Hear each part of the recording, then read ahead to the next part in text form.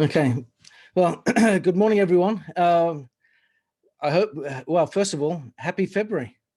We're through the first month already. It's crazy, isn't it? Hopefully everyone was on the kickoff call last night, saw the incentives for the month of February. So please be sure to go to the back office and bring yourself up to speed. And of course, spread the news with the incentives. We've got a great offer for Valentine's Day, which is running throughout the whole month of February. So let's make sure that we utilize that, share that with our customers, share that with our downlines, spread the word, of course. Word of mouth is the very power and essence of how we do our business here, isn't it? So let's get that word spreading. Last week, one of the points that I touched upon was identifying negative beliefs that hold us back. And I reached out, at the end of the call, I asked, is there any on the call that would like to dig into that a little more and discuss how we can identify those negative beliefs, break them down, and work on resolving them and finding solutions? I got quite a few people reaching out to me, private messaging me saying, yes, I would like to understand that a little bit better. So today I want to spend a little bit of time in identifying, first of all, what are some negative beliefs that we might hold on to? Because one of the great challenges that we face, I'll share this example just really quick to highlight the point. I had the luxury when I was in the corporate world to travel to multiple markets multiple times. And in doing so, not just here, but in previous companies as well. In doing so, I would always have that time where I'd be sitting down with the field by nature of the roles that I had and getting feedback from them as to what they felt needed to be improved and what they wanted to have worked on in the office and in the business and so on. I'd get a lot of feedback as to what people would feel the problems were in the business. Yeah, if we just had this one thing. I remember when I first got made general manager of Amway, I sat down with our field leaders. We had a little retreat and we sat around the table once, and I was with probably 10 or 11 or so of some of our top field leaders in that market. And they were saying, Ben, they were kind of figuratively grabbing me by the shoulders as the new guy to grab my attention, say, look, this is what we need in our business in order to thrive. Back in this day, we had this tool and it worked, right? And if we just had that tool again, boom, things would change. And but what was interesting was, as we went around the table, I wanted to give everyone a voice. What do you think's the barrier? What do you think we need? They all disagreed with each other, every single one of them. They said, Ben, we used to have this partnership with this celebrity, and she was famous for this, that, and the other. And if we could have that type of partnership, that would give a credibility to us and an endorsement to our plan, to our model. That would just be fantastic. We just need that. Someone else went, no, that didn't do anything for our business. What we had was this great recruiting tool. And if we could just get a video like this again, that would change everything. Someone else said, no, it's our reputation is what's at stake here. If we just had something that would really improve our brand and get our presence online something stronger. And we went around and it was just complete disagreement around the table with everyone. And I thought, this is really interesting. What do I do with this, right? I can't be the answer to everyone's prayers on that table, right? And give them all everything they want. Well, as my career advanced and my time in network marketing continued, I took the opportunity to continue asking questions with field leaders all around the world. And like I said, in every market, in every country, in every business that I was in, I'd ask these questions. What do you think's holding us back? And then after a while, I realized there's something in common here that's holding everyone back.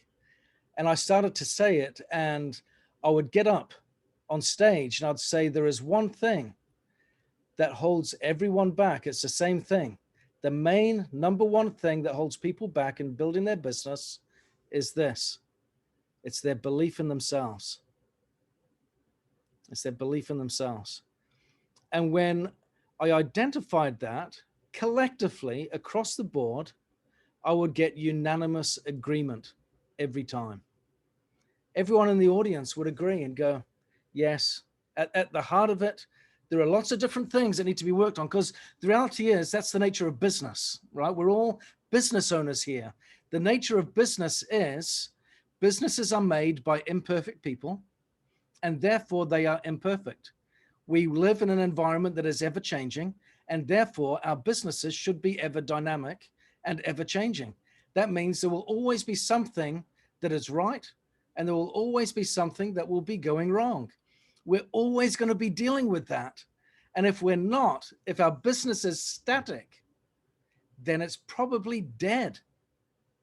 Yeah. So we need to have that acceptance that if we're going to have a thriving, dynamic business, there will be some dynamism there with ups and downs and changes and barriers and obstacles that will get in our way on a regular, consistent basis. But at the heart of that, what gets us through it, what gets us around the barriers, what gets us through the obstacles, it's our belief in ourselves that we can do it. If we don't have that belief, if we don't think that we can, then we see the obstacles as being something different, insurmountable. They are something that defeats us. They are something that robs us of our belief in our dreams, our hopes, in our future, and the potential of our opportunity. And all of a sudden, things like that get in the way. We don't start to work as much, do we? Because everything that we do when we're home-based and driven by ourselves is based on our own personal convictions. So it's really important that those convictions get really strong. But like I said last week, sometimes, more often than not, we have developed at a subconscious level certain beliefs, certain patterns of thinking that get in the way. Okay. And I want to run through a number of them today. I've got 10 negative beliefs. Now, this is the challenge. I talked about this the other day. The challenge with negative beliefs is the fact that they are a belief, meaning whether it's negative or not, I believe it. Yeah, that's the great challenge. So it's one thing to see it in someone else and say, that lady's got an attitude, right? If she would just fix that, she'd be fine. We can see it in others, but it's certainly so much harder to see it in ourselves, isn't it? So I'm going to go through and just outline 10 negative beliefs. After I go through that, and you might want to make a note, okay? I'd encourage you to write down if you've got a piece of paper handy, or if you're on your laptops, make a note. You won't relate to all 10, okay? But you will relate, I'm sure, to maybe one or two, right? If it's any reassurance, the first time I looked at these, I related to far too many, right? Far too many. So let's just go through them. And like I said, by reassurance, I've related to a lot. Okay, so 10 types of negative thinking. Number 1, all or nothing thinking. What does all or nothing mean? It means I have to do things perfectly because anything less is a failure. Anyone relate to that? Now that this bad little thing has happened, my whole day is ruined. I set big goals for myself and I want to achieve them all at once. Yeah, that's all or nothing thinking. Disqualifying the positives. My life feels like one disappointment after another. Nothing goes my way. Things aren't how they used to be. The world is falling apart. I don't know what I ever saw in this person or what they ever saw in me, right? That's discounting the positives. Negative self-labeling. I'm a failure. If people knew the real me, they wouldn't like me. I'm flawed. Frighteningly, that one's a very common one. People will put on a wonderful face of being happy and positive, but behind the scenes, they're going, I am very flawed. And if people saw the real me, they wouldn't like me as much as they do now. Yeah, that brings a lot of vulnerability A lot of what is, I mean, whole books have been written on this particular one because it creates a sense of what people have referred to now as the imposter syndrome. Yeah. Number 4, catastrophizing. If something is going to happen, it'll probably be the worst case scenario. I know this won't work. Worst case scenarios, do we jump to those? I think that happens a lot. Number 5, excessive need for approval. I can only be happy when other people like me. If someone is upset, it's probably my fault. Mind reading, number 6. That's it. This is a real dangerous one. I can tell people don't like me because of the way they behave. Have you ever been in a group meeting and you're maybe, and this one I think is a little bit linked to the previous one. Yeah, I'm wanting approval from someone. I'm in a group meeting and maybe they didn't give me the attention that I was hoping to get. Yeah, because in reality, perhaps because they were just doing something different. They were spending time with someone else. But because I needed their approval, I interpret it as something else. Oh, they don't like me because. Yeah, and we start to go down that road. This is a really big one. Number 7, should statements. People should be fair. My business should be acting this way by now. I should be a platinum by now. I should be a diamond. Should, in reality, ladies and gents, doesn't exist.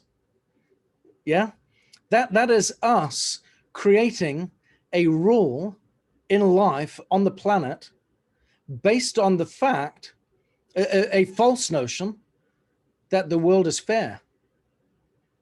If the world was fair, should statements would come into existence and be justified. But the world isn't fair. That's not how it operates. And should statements are just based on false notions. So let's be careful when we use that word should. I should be getting this result. Well, maybe you shouldn't, because you don't. Yeah. So that's okay. But the key is, that's okay. What do I do different? How do I fix this? That's part 2 of this call today. Number 8, disqualifying the present. This one's really closely linked to discounting the positives. Yeah. I'll relax later, but first I have to rush and finish this. We don't live in the now. Yeah. And maybe that's because I'm preoccupied with the past. Maybe it's because I'm obsessing about the future. Yeah. But we need to learn to live in the now. And if we're disqualifying the present, we're never going to do that. And research has proven those that are happiest are those that have learned to live in the present. So it's really important that we understand that quality. Dwelling on past pain. This is an interesting one. If I dwell on why I'm unhappy and analyze what went wrong, maybe I'll feel better. If I worry enough about my problem, maybe I'll feel better. Now that just actually, when you write it down, when you read it like that, it actually sounds ridiculous, doesn't it? But this is one of the benefits I have found of journaling some of our thoughts and feelings, because sometimes what goes on in here doesn't make sense. And when you write it down, you can hear for yourself just how crazy it sounds. But a lot of people do this. If I go over my past pains and analyze, maybe I will justify my suffering in some way. Yeah, it doesn't work that way. Number 10, pessimism. Life is a struggle. I don't think, I'm not sure how much of this fits within a Nikken environment, this one, because I think we're wonderful optimists, but there will be some that will relate nonetheless. Life is a struggle. I don't think we were meant to be happy. I don't trust people who are happy. If something good happens in my life, I usually have to pay for it with something bad. I don't think I've seen that one come across many of my teammates in Nikken, because we believe in something happy. That's the whole cause that we're a part of, right? But nonetheless, maybe at some subliminal level, subconscious level, there may be some of that going on. These are some interesting ones, aren't they? All or nothing thinking, catastrophizing, negative self-labeling, pessimism, should statements. A lot of these things really interfere with how we build our business. Now, the critical thing is, of course, what do I do about this? I'm going to go into a share screen. Let me pull it up 1 second. Okay. This might be hard to read. Can you read it all right? I'll send it over in the chat so you can have a look at it afterwards. But I want to go through this just a second and give you an example. This is what is called a thought record template. Now, the benefit of something like this is that it gives us the chance to analyze what we're thinking and make some changes. Because like I said, the great challenge that we have with these negative beliefs is that we believe them. If I am inclined to catastrophize, I'm going to catastrophize because I believe that's the right response to a situation. If I'm going to negatively label myself and diminish who I am, I'm going to do that because I believe that's what I should be doing, right? So how do I change something that I believe to be true? This is a challenge because negative beliefs have many layers, right? So we need to peel the layers back and get to the root cause in order to move forward. So the first scenario here is to look at what is the situation. Briefly describe a situation that led to some of your unpleasant feelings. Okay, let's start with that for just a second. Okay, what are some of the negative feelings that I've had? And help me to understand what led to it specifically. How did I respond? Okay, so let's have a look at a situation here. The situation might be something really simple. A stranger was rude to me. I contacted them about my business, and their response was a little hostile. And my initial thought, what was the first thought that crossed my mind? Well, maybe my first thought in that situation as I'm prospecting and they responded rudely, maybe my first thought was, people are rude to me because I'm weak. Ooh, there's a negative belief, yeah? Well, now let's look at the consequences. This is why writing this down becomes important, because unfortunately, I'll give you just an example of how the mind works. When we read, have you noticed that sometimes your mind wanders when you read? Have you ever noticed that happen?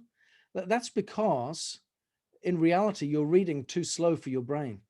The average person will read 200 to 300 words a minute, but our brain has the capacity to think about 50,000 words a minute. Very fast. So often we will have a situation and we will think and feel faster than we understand. And we'll go through a flurry of responses and have feelings about our feelings quicker than we've understood what's going on. So it really does help if we decide to be cognizant of these things, to start making a couple of thought records so that we can go through it and make some changes. So what were the initial consequences? Why do you want to change this thinking? What will be the consequence if I don't change? Like I said, if I keep on thinking I'm weak every time I get a negative response to a prospecting call, how is that going to impact my business? Okay, what is the negative belief that is driving this? This is really important. The negative belief in this instance, when I say that I am weak, is negative self-labeling, isn't it? So now I want to look at what is the source of my negative belief? Where did that come from? Okay. And it might be something like, well, when I was younger, I used to get bullied as a kid at school. Maybe there was a pecking order in my home environment, and I was one of the younger kids. It might be something as simple as that. It may be another previous experience where you didn't take control of the situation very well, and you've owned that excessively. Yeah, we need to identify that. So again, just challenge again, point number 4, how successful has this thinking been for you in the past? What facts do you have that support or challenge that thought? What strengths do you have that you may be overlooking? What advice would you give someone else that was in the situation? This is interesting. I like that one because when we turn it on someone else, we wouldn't turn to that person and acknowledge, yes, you're right, you are weak. Give up. We wouldn't give them that counsel, would we? We'd do the opposite. So what advice would I give someone else? Identify the thought or the feeling, challenge it. Does it work for me? Does it give me the results that I need? If not, what's going wrong here? What are some strengths that I might be overlooking? Summarize the negative belief, identify one or more of the basic negative beliefs, like we talked about, and then look at the background. Where might that have come from? Unfortunately, it is true, it might sound trite, but it is true that a lot of these negative beliefs do have little kind of roots going back into our childhood, right? So that's okay, but we've got to trace it back to its origins so that we can reverse it and then work forwards with a correct pattern of thinking. Now let's look at an optional background. When did you have an initial thought like this? How deep did it go? And then go to number 7. I like this one. Now let's look at some alternative thinking. Now that we understand maybe what the negative belief is, maybe we understand a little bit where it came from, we've looked at some options as to what else it could mean. How could I have handled that situation differently? What are some other possibilities that I may have overlooked? How might I respond in a better way? Okay. So, for example, when you're challenging this, you might want to say to yourself, people who are rude to me are usually rude to other people. It's not just because I'm weak. Yeah.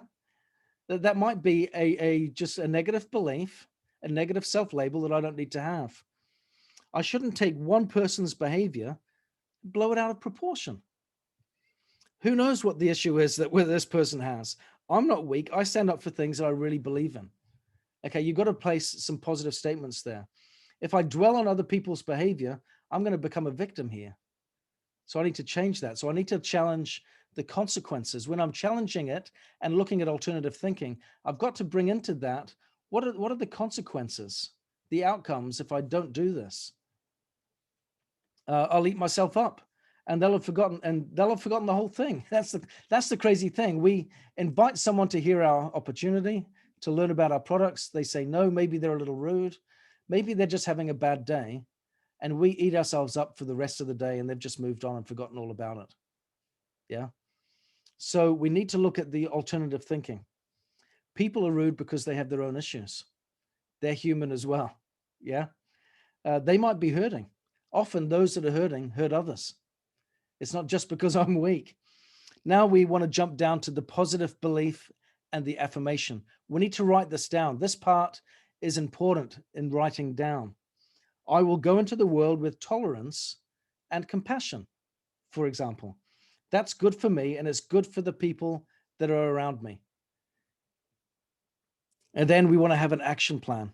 What can I do if this situation arises again? How can I prepare? These are critical questions.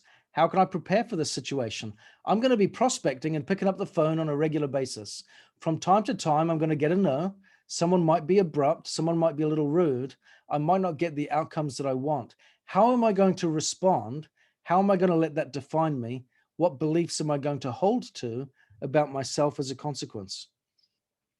So I might say the next time someone's rude to me, I'm going to remember that they are tense and lashing out because of their own issues. I'm going to let it go, and I'm going to move on with my life. And then, of course, we get to point number 10, which is, do I feel slightly better or more optimistic? Yes. Yeah. And then it's really a step and repeat, step and repeat, step and repeat. I find this process is really helpful.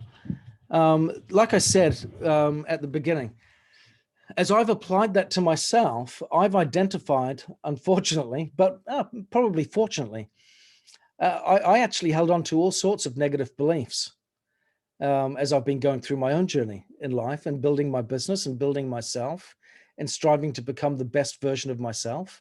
In fact, if we are striving to be the best version of ourselves, we should be identifying things to work on. Yeah. How many people that are truly seeking for improvement and are being honest with themselves take a very clear and candid look and go, there's nothing I need to fix. I'm right as rain, right? I would like to know that person, right? Because they're not looking very well, right? That doesn't work that way, does it? If we have a good, clear look, we're going to find things. But one thing that is really important is the way we see ourselves. And if we really want to make an improvement, then looking at these belief patterns and taking a proactive step where we can document, write down what some of those beliefs are that I hold to that might hold me back, how I respond when I'm confronted with a situation that causes it to flare up, then address it, challenge it, ask thought-provoking questions, look for different ways to respond, write it down, document it, challenge it, understand where that negative belief came from. Because sometimes we go, oh, actually, that was, I thought that for a crazy reason. And the benefit of this is it gives you evidence of why the belief is broken. And when you can see the roots of the negative belief and why it's broken, that can give you confidence to think differently. Yeah. Otherwise, I'm going to continue to hold on to the belief because it serves me well, even if it serves me badly. Yeah.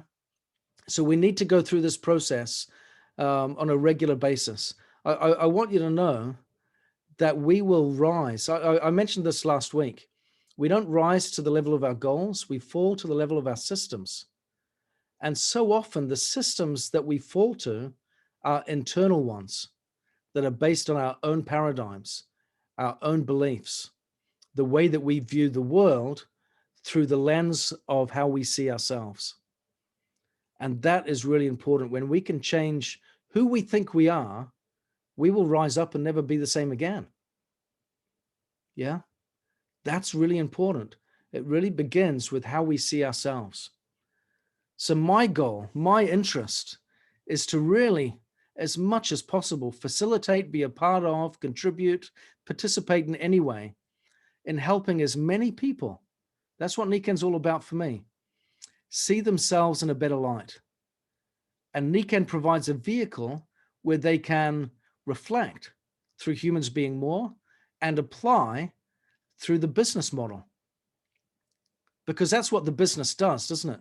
When we live the business, when we apply it, when we go out there and we recruit, when we get customers, when we build our business and work with our teams, we get out of our comfort zones.